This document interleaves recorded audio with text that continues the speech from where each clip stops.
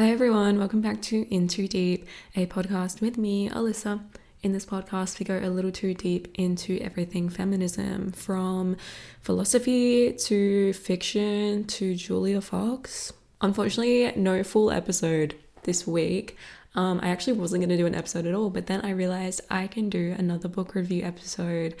I actually really like doing these. I said in my last one that I have a goal of reading 40 books this year. So I want to do some updates on that throughout the year and see if I actually reach it. Honestly, I'm okay with not reaching it. It's kind of just like, you know what, it doesn't matter how many books I read, it matters. It's quality over quantity, okay?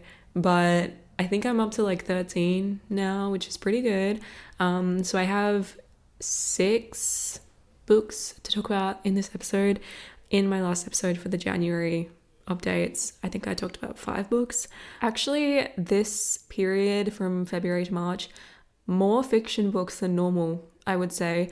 I feel like recently I've been reading a lot of theory and also like scientific books. Maybe not memoirs, but like, I don't know, just like things that are non-fiction typically. But I've been trying to read like classics as well recently. I really enjoy them, but it kind of just takes more effort to read them because obviously the language is a bit more difficult. Last episode on books, I did like from worst to best, but this time I don't really have a ranking, so I've kind of just organized them into sort of categories. If you read the title, I read 2 books that were really based in philosophy, but they were also kind of based on the philosophy and also the politics surrounding sex. They were The Right to Sex by Amia, Srinivisan, and also The Agony of Eros by Byung-chul. Then I also read Julia Fox's memoir, and then I read 3 fiction books: Cold Enough for Snow by Jessica O. I don't know how to pronounce her name. The new Hunger Games book, Sunrise on the Reaping by Suzanne, of course, love her. And then the last book I read was You Feel It Just Below the Ribs by Cranor and Janina Matthewson. We're going to start with The Right to Sex, which the full title is The Right to Sex, Feminism in the 21st Century, again by Amia Srinivisan. I fear I've talked about this book enough already, so I'm just going to start with it to get it out of the way, but I still have like so much to talk about. But I won't be mentioning parts of the book which I already quoted, mostly in my episode on sadomasochism, but I think I talked about her last episode too. This is just like such a good book. And it also really helped me in understanding how I wanted to structure that episode as well. And also, I hadn't even thought about like sex from a philosophical perspective, but I think that really backs up sexual politics, which again, I talked about in the last episode, where I think I was talking about Kate Millett and how she was the first person to use the term sexual politics in text. And like, honestly, that is one of the most important parts of modern feminism, I think. And it's the most disputed part as well. So I think this book is so good because it encompasses so many perspectives and also so many different topics which are related to sexual politics and the philosophy of all of these. The chapters range from the supposed conspiracy against men when it comes to feminism being man-hating, and how that relates to incel culture. Like, she goes a lot into false accusations, things like that, to the ethics of legal relationships between students and teachers. Obviously not like high school teachers, like university professors, and also oftentimes like regardless of if it's like an undergraduate or a postgraduate student, just how the ethics of those sorts of relationships work, and also sex and its relationship to capitalism. First of all, let me just recommend this book as much as I can. It is currently and will probably be my favorite book of the year. I feel like I don't give many books 5 stars, but I did give 5 stars to this one. It was just like, it was so good. And like, I also liked how she wasn't too serious with her writing as well. Like, it was kind of a bit silly at times and kind of a bit satirical. at times too, I felt like. So the first chapter of the book is titled The Conspiracy Against Men, as I mentioned. So she discusses incel culture, false rape allegations, and also famous rapist men who very clearly got away with it, and also the nuances around instances of rape which are rape but aren't really. I guess just the nuances of sexual assault, and kind of also the idea of like heterosexuality in general and how that relates to rape culture, and how you would really need to turn the concept of heterosexuality on its head to do anything in resisting a rape culture. It's just so like, they're so interconnected. In discussing false rape allegations, between 1995 and 2005-ish, both the British police and the FBI reported an 8% rate of false allegations, neither taking into account that, quote, the 8% figure was largely the result of police officers' susceptibility to rape myths. In both countries, police officers were inclined to consider a report false if there hadn't been a physical struggle, if no weapon had been involved, or if the accuser had had a prior relationship with the accused. I guess she kind of like dispels the myth of false rape allegations in their entirety. They're really not a thing. And she uses such a good analogy as well. She says false accusations are like plane crashes, quote, an objectively unusual event that occupies an outsized place in the public imagination. Why then does it carry its cultural charge? Like for plane crashes, for example, recently there's been like, or it seems like there's been such an uptick in plane crashes, but I don't even think that's true. Like I'm pretty sure all the ones we've been seeing on the news lately, like I'm fairly certain that it's just the amount of times planes crash. It is so rare though when you think about the amount of planes that are flying every day. For rape cases, think about the amount of women that are getting raped every single day. Whether that's violent, whether that's coercion, whether that's the promise of a relationship and that's why she has sex with him and then she goes to her, that still counts as rape and coercion. Srinivisan questions whether the reason for like the such a huge focus of like freakazoid men on fucking false accusations, whether that's because not only are the victims of false rape allegations typically men, but also that the assumed perpetrators of these allegations are women. Quote, except that very often it is men who falsely accuse other men of raping women. This is a thing almost universally misunderstood about false rape accusations. When we think of a false rape accusation, we picture a scorned or greedy woman lying to the authorities. But many, perhaps most, wrongful convictions of rape result from false accusations levied against men by other men, by cops and prosecutors, overwhelmingly male, intent on pinning an actual rape on the wrong suspect. She also mentions, this is such an important part as well, you'll have all these like white men who are very clearly like a danger to women. And they're like, what about the women who falsely accused me?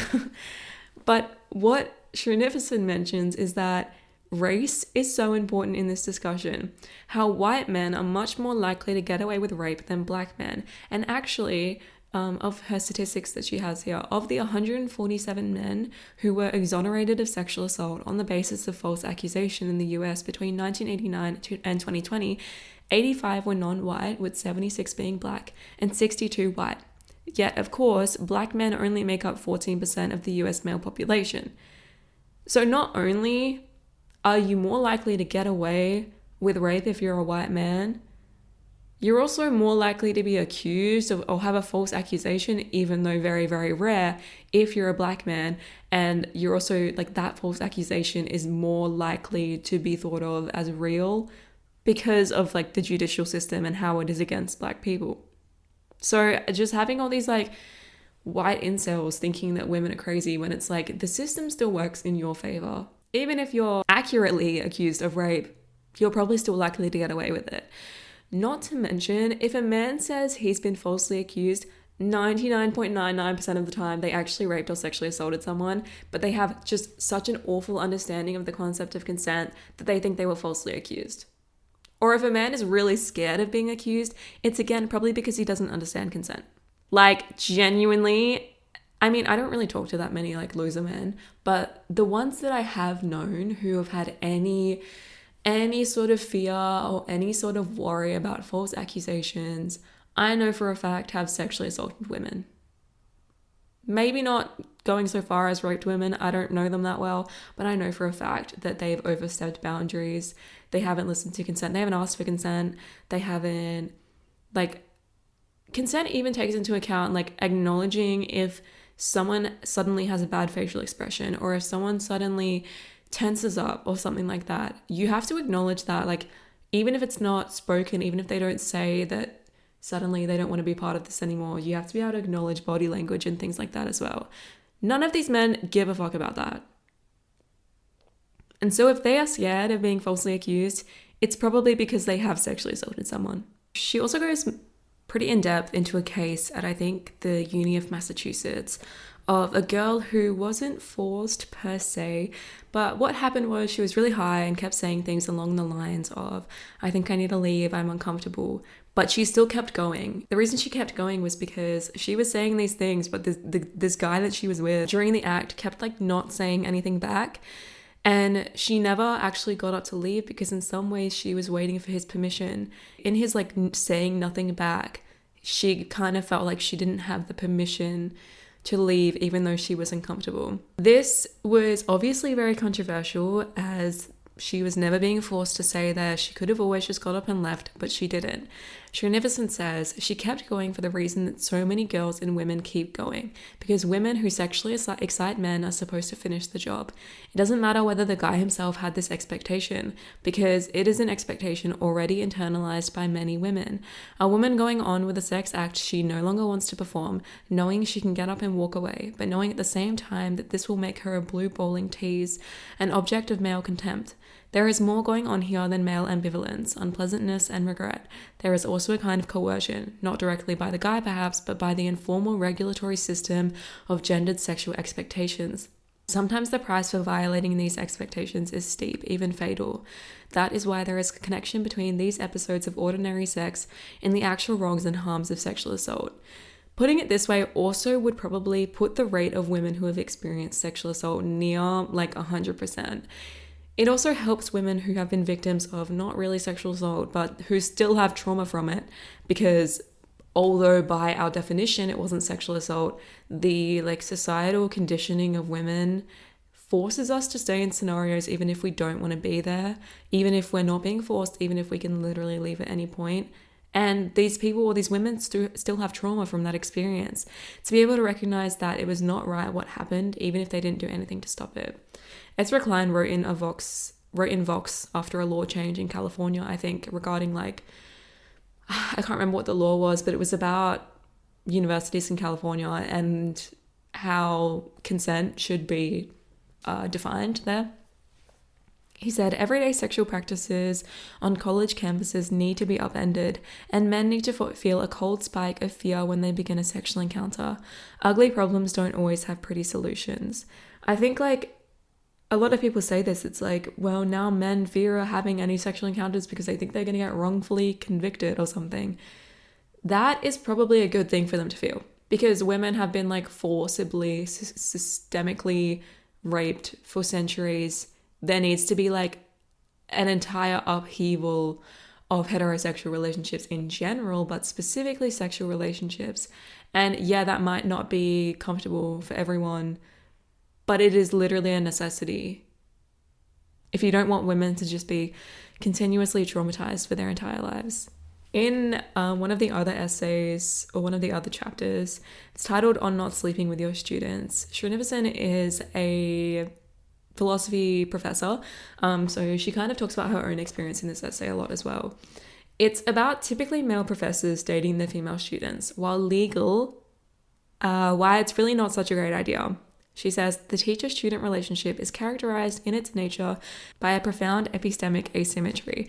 Teachers understand and know how to do certain things. Students want to understand and know how to do those same things. Implicit in their relationship is the promise that the asymmetry will be reduced, that the teacher will confer on the student some of his power, will help her become, at least in one respect, more like him. When the teacher takes the student's longing for epistemic power and transposes it into a sexual key, allowing himself to be, or worse, making himself the object of her desire, he has failed her as a teacher. It kind of talks about, and as I've mentioned about how this book talks about a lot as well, questioning desire, questioning sexual desire as well, and how a young woman who was looking up to a male teacher may confuse that desire for sexual desire only because of the social conditioning, which forces women to prefer romantic and sexual relationships over platonic relationships, and also just between men and women in general, and how like people like, oh, men and women can't be friends, or if women are in relationships, they don't want their boyfriend to have female friends. It honestly is so damaging, and that it creates an even worse gender divide as well. That desire does not have to be sexual desire. It is probably just desire that is a want to have more knowledge. I guess she talks about desire in general and how like women desiring older men, particularly in positions of power, that desire is perhaps built more in the want of knowledge and to be like him rather than to have sex with him. But because relations between men and women and living in a hypersexual society influences your desires, they're transmuted into something else and perhaps questions consent again too. It's not removing women's autonomy to say that women have a limited ability to give informed consent in many scenarios. It's just acknowledging that women literally do not have, like, we have limited freedom. And that limited freedom inevitably causes us to make certain decisions or causes us to see certain relationships and desires as something they don't necessarily have to be. I think she also talks about how, like, if we look up to a female professor, that looking up to them and like wanting to be like them and wanting to have that knowledge is typically never going to be, I mean, it might be, but like it's usually not turned into a sexual desire as much as a relationship between a young woman and an older man is.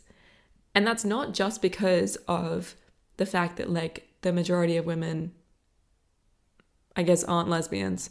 It's actually because of how relationships between men and women are seen. In the last essay in this book, she titled Sex, Carceralism and Capitalism, she talks about how, I don't really know, like the relationship between all of these sorts of things. Did you know, for example, that in 1989, Donald Trump, then a New York City playboy and real estate mogul, took out full-size ads in 4 of the city's newspapers, including the New York Times, calling for the execution of the 5 teenage boys, 4 black and 1 Latino, falsely accused of raping a woman in Central Park. I don't know if you guys have heard of that case. It's pretty well known. But he was calling for the execution of these men who were falsely accused on the basis of race, obviously. Meanwhile, these are the type of men who complain about false allegations while literally having real allegations themselves. Like, this guy's fucking friends with Jeffrey Epstein. He has so many allegations of rape against him, yet he was putting up full-size ads to attempt to execute these teenage boys who were falsely accused. And then at the same time, that's the same type of guy who would be complaining about false accusations. Like, I've said this before, but men hate other men more than they hate women sometimes.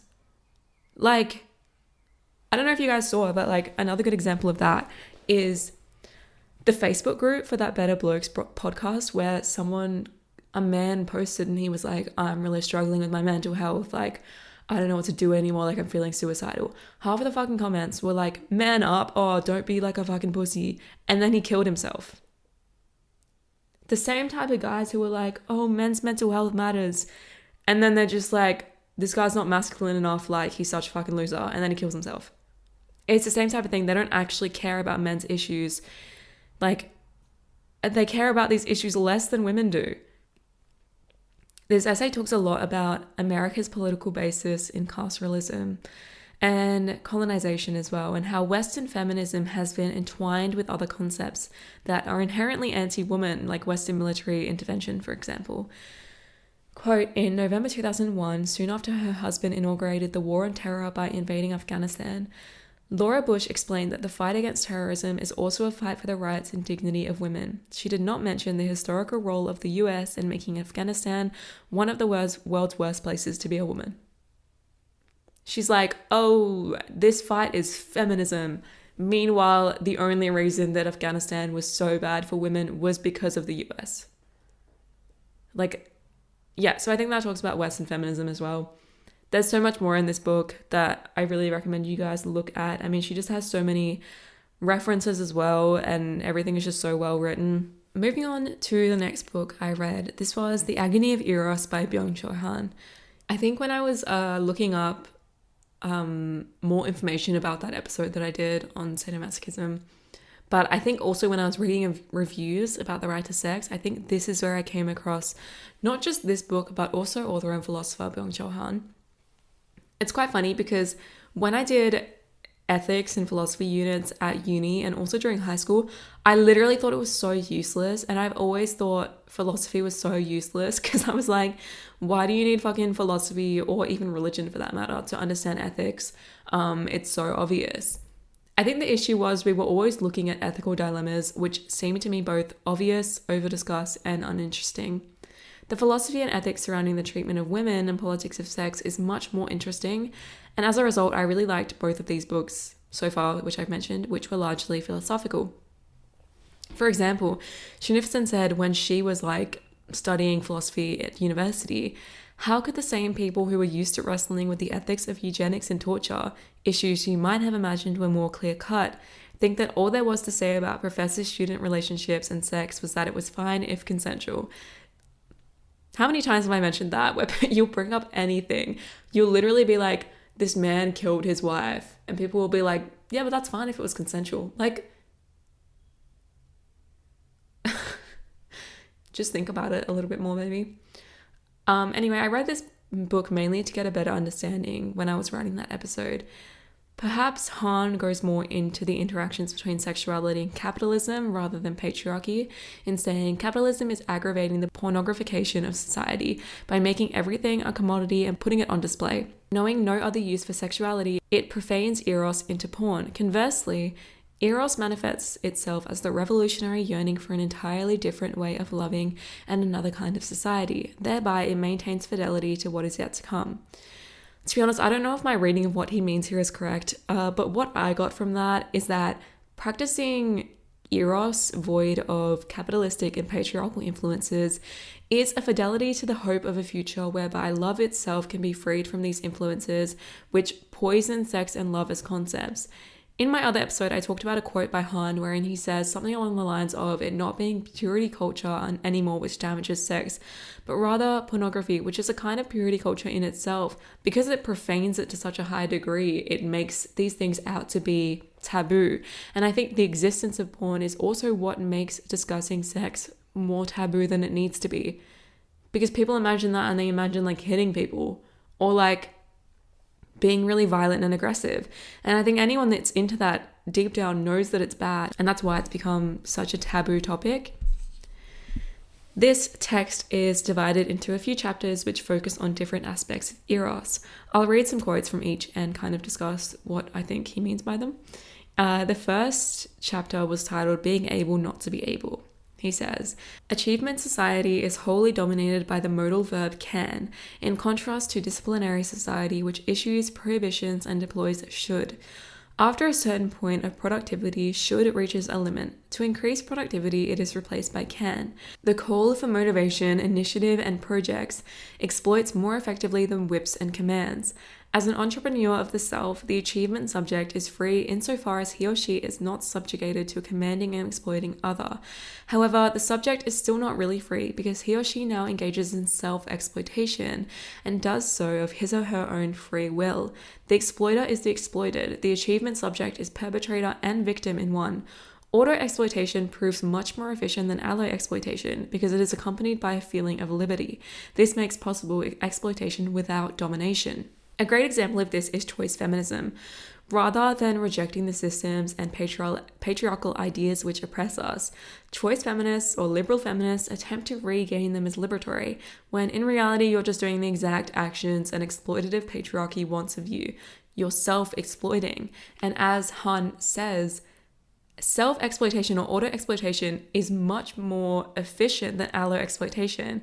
Allo-exploitation being being used as a slave or being dominated and tortured in order to get things done, because you're never going to be able to have such a high level of, I don't even know, efficiency, because at the same time you won't feel like you're free. You won't have the want to continue doing these things or the motivation. when you get taught that the things that you're actually doing can simultaneously be liberatory, even though you're literally being exploited, that like auto exploitation is much more efficient. It's like OnlyFans girls who believe they have sexuality and power in their own hands when they're just falling victim to those same oppressive structures which have forced women to be that way for like centuries. It also, again, brings to mind the idea of like submission and domination, and how women these days will be like, no, but like leaning into my submissive side is liberatory. And the dominator in question is not actually having to dominate them in order to think that way. They're instead thinking that way of their own free will and then trying to turn that into liberation, which it literally can never be. Han says, today love is being positivized into sexuality, and by the same token, subjected to a commandment to perform. Sex means achievement and performance, and sexiness represents capital to be increased. The body with its display value has become a commodity. At the same time, the other is being sexualized into an object for procuring arousal. When otherness is stripped from the other, one cannot love, one can only consume. To this extent, the other is no longer a person. Instead, he or she has been fragmented into sexual part objects. There is no such thing as sexual personality. I think what Han means here is that particularly women are othered in sexual relationships, and that otherness or objectification really inherently comes with a lack of ability for the man to actually love her, but rather just use and consume her as sexual parts. I literally just said to my friend, imagine looking at someone you're sexually attracted to and thinking, I want to dominate them or I want to be violent towards them. You can never love someone that you want to be violent towards. You're objectifying them and you're reducing them to just sexual parts, and that like sense of othering and reducing stripping the humanity from this person is just like the most cruel thing that you can do. In discussing 50 Shades of Grey, for example, Han says the sadomasochistic practices the novel describes amount to nothing more than sexual diversions. They lack the negativity of overstepping. Thus, the partners determine in advance that they will not exceed hard limits. So-called safe words guarantee that activities do not go beyond certain boundaries. Dictate of positivity, which transforms everything into a formula for enjoyment and consumption. Even torture can be delicious in 50 Shades. This world of positivity admits only things that can be consumed. Pain itself is supposed to be enjoyable. Here, negativity no longer exists at all. That is also like a really great way to look at it as well, which I hadn't even thought about. I feel like in attempting to remove all the negativity from relationships, they just like take things that should be negative and instead make them out to be positive. We take things like violence in relationships and then turn them into this positive idea. But in doing that, you know that you still have to have hard limits, because you know that these things are negative and you know that these things can hurt people and be damaging. And that's why these people have to have like safe words and hard limits and things to not go beyond those certain boundaries that you know that will hurt someone. Because you're trying to make something negative into a positive without just accepting that that thing is innately negative. His next chapter is titled Bare Life. Bare life is defined as, I guess, the concept of preferring to live as subordinate rather than fight against that insubordination. Quote, as long as one remains a slave and clings to bare life, one remains subordinate to the master. He also goes on again to talk about, I guess, how sex has been positivized, which I think, again, he means that we attempt to try and avoid it of all the negativities, which only makes the negativities to it worse. He says, passion and pain are giving way to pleasant feelings and inconsequential arousal. In the age of the quickie, the casual encounter, and sex as stress relief, sexuality is losing all negative too. The wholesale absence of negativity is degrading love into an object of consumption, a matter of hedonistic calculation. The desire for the other is giving way to the comfort of the same. The aim is to procure the comfortable and ultimately dull immanence of the wholly identical. Modern love lacks all transcendence and transgression. Again, in saying that, people try and remove the negativity of all of these, as I've said, innately negative things, and then they act like these sorts of things are in any way transgressive or different than what has been done for centuries. For example, I saw a tweet the other day of someone saying that incest was transgressive without acknowledging the fact that, I mean, a lot of people commented this, but it was about like the nuclear family and how somehow the nuclear family is against incest, or they're not related at all. The nuclear family is literally built on incest, and like well-off families were always trying to keep things in the bloodline. Like that's literally what it is based on. So there's so many things about like the weird things that have become acceptable with modern love and people being like, yeah, it's so transgressive and different. Meanwhile, that was literally happening in like ancient Egypt. Like, what is new about that? Hunt also builds on the idea of free will here, and that when our freedom is limited, our choices are also limited, which I talked about last week when discussing Simone de Beauvoir's views, which are very similar to this. He mentions George Hegel's dialectic of master and slave in this next quote, which describes the battle for life and death. The slave clings to bare life, preferring servitude to the threat of death. Quote, as an entrepreneur of the self, he is master and slave at once. The issue here concerns a fateful unity that Hegel did not consider in his dialectic of master and slave. The subject of auto-exploitation is just as unfree as the subject of allo-exploitation. History, understood as the history of freedom, is not over then. It will only be over if we were really free, if we were neither master nor slaved, neither enslaved masters nor slaves who think themselves masters. Again, that builds on that idea. And if you've talked to like any women online who, I guess you would call them like male-centered, or women who refuse to acknowledge that things like the beauty industry, like shaving, wearing makeup and stuff, are tools of enslavement of women, and they instead choose to be like, no, but it's liberatory for me. You are auto-exploiting yourself and you are a slave who thinks yourself a master, essentially, is what Han would say. This is, again, extremely applicable to arguments surrounding BDSM or unequal relationships where people are like, what about women that are dominant? Girl, the argument is that you're still attempting to be a master or slave when you're both trapped in the same box of auto-exploitation. Women being dominant doesn't rid them of being treated purely as sexual objects and fantasies either. Men may also be treated as objects and sexual fantasies as well, because like realistically we're all auto-exploiting. It's just that typically men get, men are like typically less oppressed by these sorts of ideas. There's two more chapters that I want to talk about. The next one is titled Fantasy. Han references Why Love Hurts by Ava Illouz, wherein she argues that a lack of information is what leads to overvaluing and idealizing a love interest. I think this book is only from like 2014 or something, but she argues in that book that desire is no longer determined by the unconscious mind so much as by conscious selection.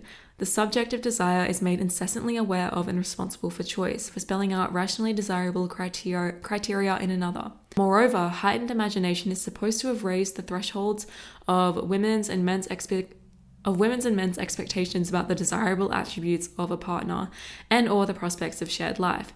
In consequence, one is now disappointed more often, and disappointment is a notorious handmaid of imagination. Illouz also examines the connections between consumerism, desire, and fantasy in her book, all things I have discussed previously, but essentially she says consumerism stimulates desire and imaginations. Images compete aggressively to be used, like consumed images. I think as well, this is what leads people down any extreme pathway regarding like extreme bodily changes, like a BBL, for example, like that is like such an extreme thing. And it's because all of these images online of like girls on Instagram are all competing to be used and to be seen. Or even porn addictions and how the images have to get more and more extreme, changing your desires and forcing all of these like crazy fantasies and kinks, which deprive you from an actual sexuality or deprive you from the ability of developing any actual sexuality. Han says hypervisibility is not conducive to imagination. As such, pornography, which maximizes visual information as it were, destroys erotic fantasy. I guess like these heightened 21st century fantasies are also responsible for mounting disappointment we experience in relationships in general. Even rom-coms perhaps are too perfect and fantastical. But definitely I would say less of an issue than extreme sexual fantasies, which in themselves stifle our actual ability to imagine and fantasize. The last chapter I have to talk about quickly is the politics of Eros. Han says, neoliberalism is depoliticizing society in general, and not least of all by replacing Eros with sexuality and pornography. It is based on epithumia. This is some Greek word that means desire, longing, or craving. I don't know how to pronounce it. In a burnout society of isolated, self-alienated achievement subjects, thumos, another Greek word that means spiritedness or heart within a person, is also withering away. Communal action, or a we, now proves impossible. Once again, this is something I've discussed in criticizing liberalism in my last episode. Liberalism has no backbone, no sense of community. It's impossible, even in my personal life, to find people who care about anything anymore, because I feel like they've been too like accompanied with this idea of liberalism where they're just like, I don't even know how to describe this, like, let everyone do whatever they want. Like, that is not going to get us anywhere, because you just don't take into account what influences people to do whatever they want, and also how far the idea of whatever they want can be. Like, pedophilia, that's still whatever they want. Do you really think they should be doing that? Like, maybe not. Anyway, I liked all the ideas present throughout this book. However, there were so many references to other texts and media that I had never heard of, and a lot of the time I was just reading and I had no idea what he was talking about. And so I think it could have been accompanied by a reading list, or he references a lot of films as well. Genuinely had not read or watched anything he talked about, so I was just like, I'm just gonna assume, I guess. Also, sometimes philosophical writing is just like pointlessly difficult to read and understand, so that is probably another criticism as well. The third book I'm going to talk about, I don't have much to say, but it was just a really short book titled Cold Enough for Snow by Jessica Au, I don't know how to pronounce her last name. This was a really sweet book about grief and the closeness yet distance between mother and daughter. I think the book is mostly fiction, but it seems like it might be based on her experience too. She's from Melbourne, and the novel is based on a daughter and mother taking a trip to Japan together. One of the most striking parts about this book is the imagery. It actually really made me want to go to Japan, but it's so like beautifully described. As I said, it's quite short, it's only 84 pages long, but I'd still say it was quite slow paced because of the way she described things so like in depth, and it definitely fit like that very slow vibe of, I guess, like countryside Japan. But it felt very relaxed and stream of consciousness sort of vibe. Again, I don't have much to say about this. I think it speaks of not only just familiar relationships, but also generational divides, the inability to understand things about your own mother or daughter, but also it is specifically regarding Asian diaspora and how different generations are, mostly because of where they grew up and how how there's just so much difference between like traditional ideas versus the ideas of whatever country your parents moved to. I think it also touches on like not realizing you didn't know much about your parents or their childhood until their passing, and a feeling of loss also of not ever being able to know about that because they have passed. I don't want to spoil the book, but I think this trip that she had with her mother, it was actually a solo trip, and she was just kind of imagining the whole time what it would be like if she was with her mother, who I think had passed. I think if you're a child of immigrants, this would hit very different for you than it did for me. I mean, I thought it was really good, but I didn't really like relate to any of the subject matter. Again, I just like loved how descriptive it was. Like, it was like really like nice to read and also really short. If you're looking to like get into reading and you just want like a short book, I'd probably recommend this. It was really nice. Next book we have to discuss is Down the Drain by Julia Fox. It's a memoir of like her whole life. It was so insanely like fucked up. I listened to the audiobook of this, so it was read by Julia herself. Not only was her life genuinely insane, it was to the point where I was like, it was making me depressed to listen to it, especially at the start. I don't know how she had the motivation and determination to keep going and not just like genuinely die. Like, if I lived her life, I think I would have killed myself. I don't know how she did it. It's kind of inspiring how crazy her life was, that she had such a deep determination to get what she wanted that she just like kept going and ended up getting it. I went on Storygraph to just like look at some reviews. Storygraph is my favorite book tracking app, by the way. They should sponsor me. And the first review was, I cannot believe Julia Fox is alive after everything she's gone through. Like, so it's not just me who thought that. Like, I was reading it and I was like, I don't know how she lived through this and lived to tell the tale. Like, there was not a dull moment through anecdotes of childhood trauma, addiction, domestic violence relationships, working as a dominatrix, her sugar daddy, having a baby, working with Adam Sandler, dating Kanye West, to somehow, after all of that, finally finding her true purpose, like right at the end, and making the conscious decision to leave behind male-centeredness and patriarchal expectations of women. It felt like she was really speeding through these things like trauma porn, but I think that was genuinely just the speed of how she was going through things in her life. Like, it probably reflected accurately how like constant things just kept happening to her. It's written in quite a simple way. Like, the prose itself isn't amazing, but I think that's perfectly okay for memoirs. I mean, it reflects her life well. Saying it in such a simple way, even though all the events are like extremely crazy, is like Julia Fox core. Like, she's so Julia.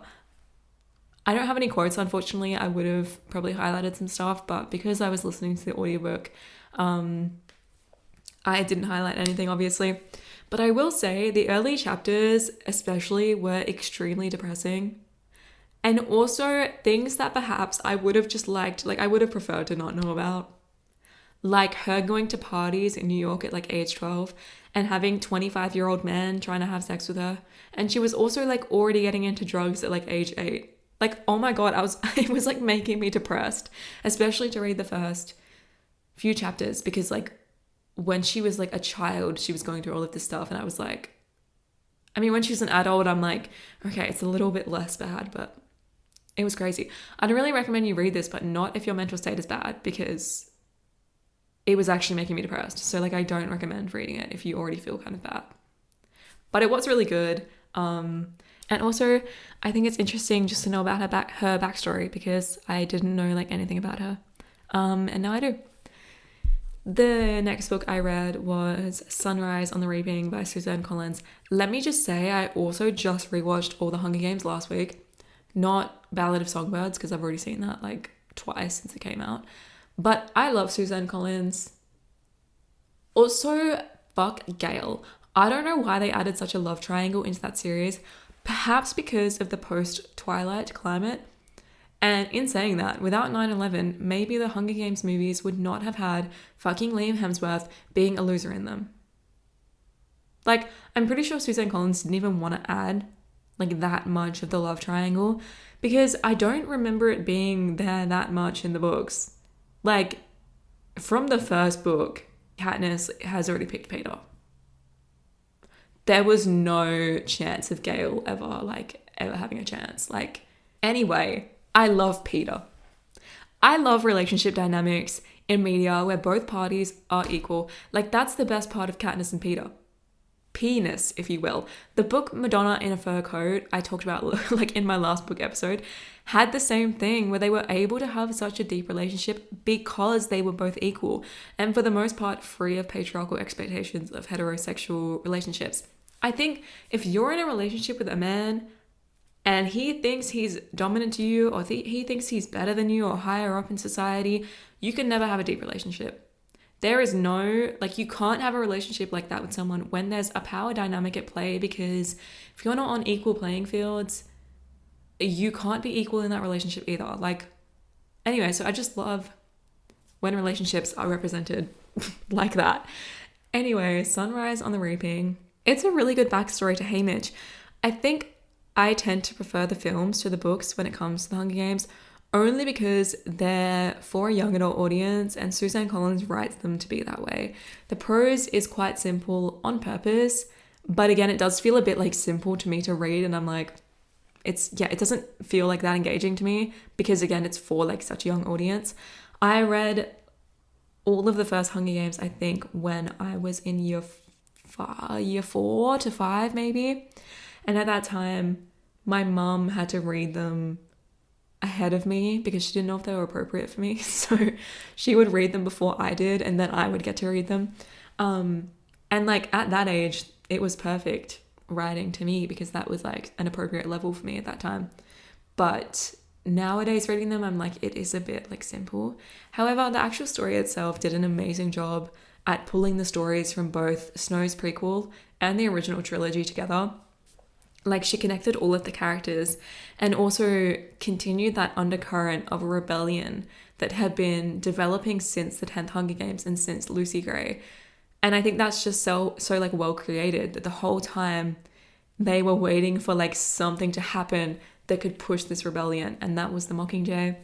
And like, it just happened to be a girl from District 12 who never even wanted to be in that position. But the people of Panem connected to her because there was actually nothing special about her. And that's what made her special. I love the Hunger Games. Oh, quick rundown of the story of this book though.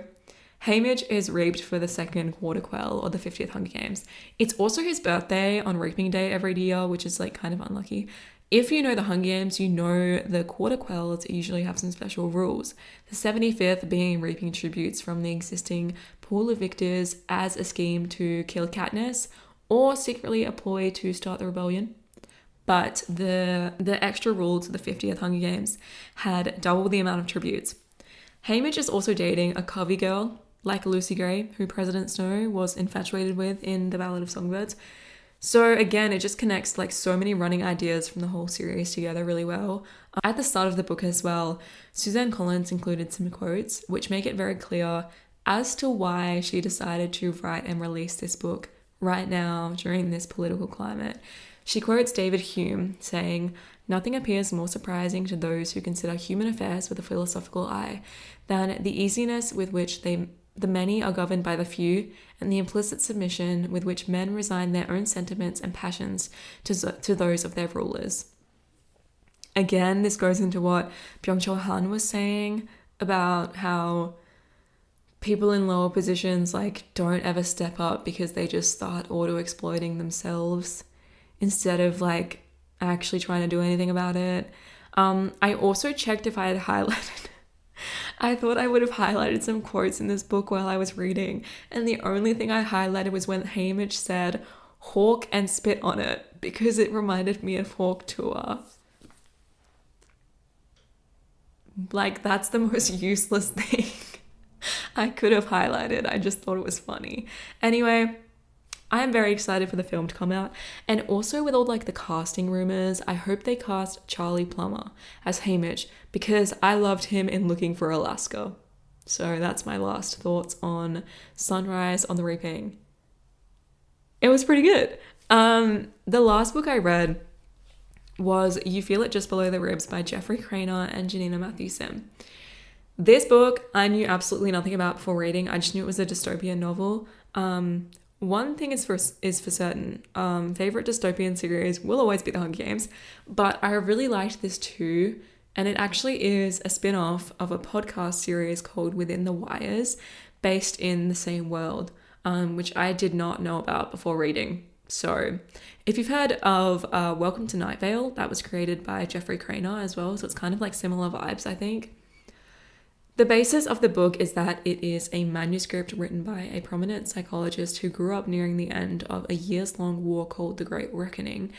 Many organizations had refused to publish it when it was found because a lot of the content she talks about had been, I guess, like covered up by this, how like the world was living now under the new society, it's called. This society forbids traditional families, but also forbids any familial connections at all. The one organization who supposedly published the manuscript in the end, as they say they're anti-censorship, and while supposedly still believing everything she says is false, they wanted to publish it just for, like, say, historical purposes. Maybe spoiler alert, but nearing the end it becomes obvious that the new society is not as perfect as it is meant to be, and was in fact built on oppression and violence as well. The manuscript was therefore published to attempt to show or like get the word out or something of how the new society has kind of used propaganda and lies to dispel any ideas that this society is built on control. The protagonist, psychologist Miriam Gregory, confesses to accidentally creating a mind control technique through her research into attempting to free people from their trauma surrounding the war, which I guess this technique was stolen from her and used to create a sinister program to actually control people. It's a really interesting take on the dystopian genre, and the method of detachment-based mind control, which was initially built as kind of a way to help people heal from their trauma, but was instead used to like make them forget anything about the past, which could have made them want to rebel against this new society.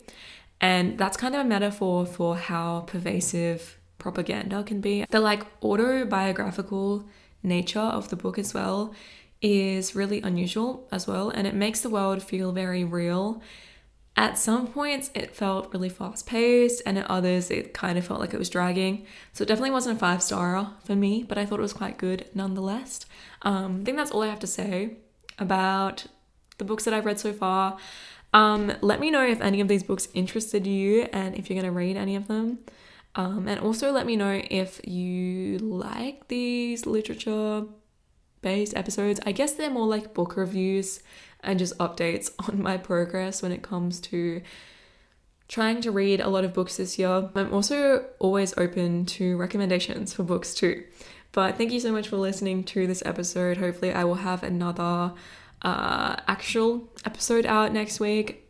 So have a good week, and I will talk to you next week. Bye.